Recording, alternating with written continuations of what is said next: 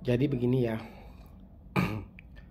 kegagalan dalam sebuah proses ya, terutama masalah perselingkuhan itu terkadang pihak daripada korban perselingkuhan itu suka menunda daripada prosesnya atau pengobatannya.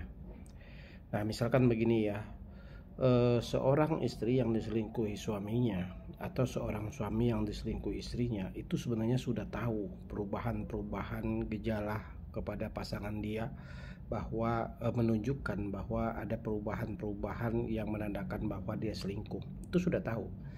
Nah, akan tetapi terkadang mereka ini mencari tahu, ya, mencari tahu kabar ke sana kemari, bahkan datang ke tempat dia bekerja dan sebagainya, sehingga hubungan mereka itu semakin lama semakin jauh, ya.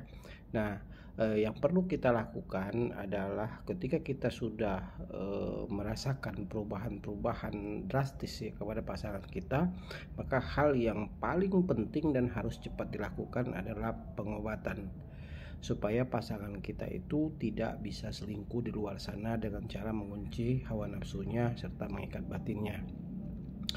Nah, ini yang biasanya terlambat ya dilakukan oleh seseorang yang mengalami perselingkuhan, sehingga ketika pasangannya sudah pergi dari rumah, sudah blokir kita, bahkan sudah tidak mau komunikasi lagi, nah baru dia mencari sosok spiritual atau siapapun yang bisa mengobati.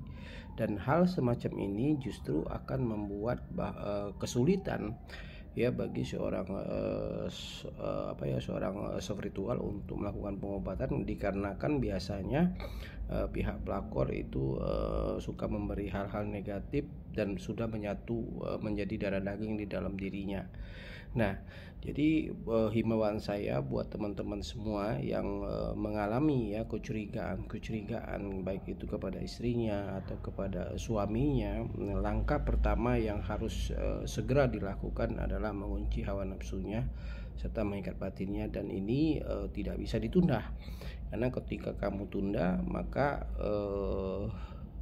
dia di luar sana sudah melakukan perzinahan dan sebagainya, dan akan semakin sulit sekali untuk diobati.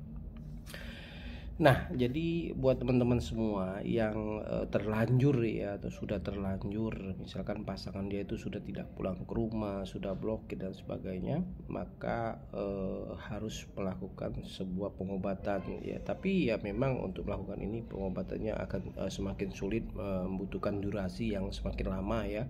Bisa sampai 11 hari, ada yang mungkin yang 21 hari ya.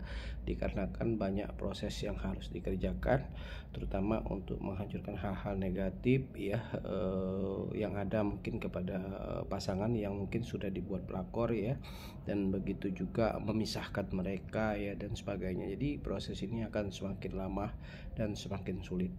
Nah, jadi kedepannya nanti kita harus mempunyai insting yang kuat ya, manakala suami kita itu misalkan sudah tidak betah di rumah ya, mudah emosi, nafkah sudah tidak diberikan, kurang kepedulian kepada istri dan anak atau kepada suami dan anak, maka hal-hal semacam ini harus segerakan ya, jangan sampai nanti sudah terlanjur parah baru mau berusaha.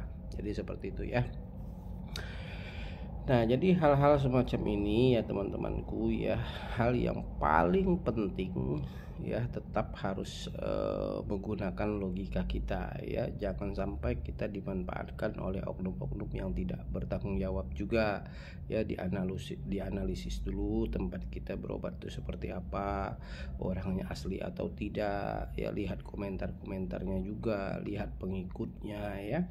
Jangan sembarangan, karena hal-hal semacam ini membuat kita itu terkadang terburu-buru ya, tanpa menganalisis ya, tanpa mencari tahu, sehingga kita menjadi korban oleh oknum-oknum yang tidak bertanggung jawab.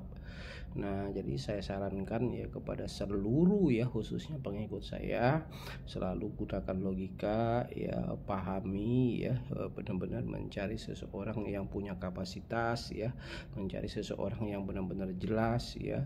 Jangan kita terpancing oleh hanya backgroundnya saja ya, oleh karena suaranya saja misalkan ya, ataupun juga dengan apa profil-profil yang seolah-olah itu ada hodam dan sebagainya ya.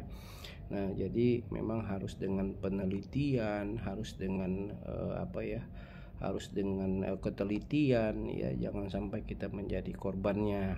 Nah ya, nah sebenarnya proses-proses perselingkuhan ini bukan sesuatu yang susah ya untuk diobati ya, bukan, akan tetapi tergantung daripada pribadi masing-masing mau cepat diusahakan atau menunda-nundanya. Jadi tergantung itu saja, karena banyak sekali yang bilang ya, perselingkuhan itu seperti penyakit kanker yang sangat ganas, telat sedikit saja maka akan hancur segalanya. Jadi perhatikan itu, semoga apa yang saya sampaikan ini nanti bisa bermanfaat ya buat semuanya, dan ini menjadi apa ya, menjadi edukasi ya, menjadi pemahaman buat kita semua agar memang kita lebih paham, lebih mengerti masalah perselingkuhan ini ya. Jadi ini semoga ya bisa bermanfaat buat kalian semua.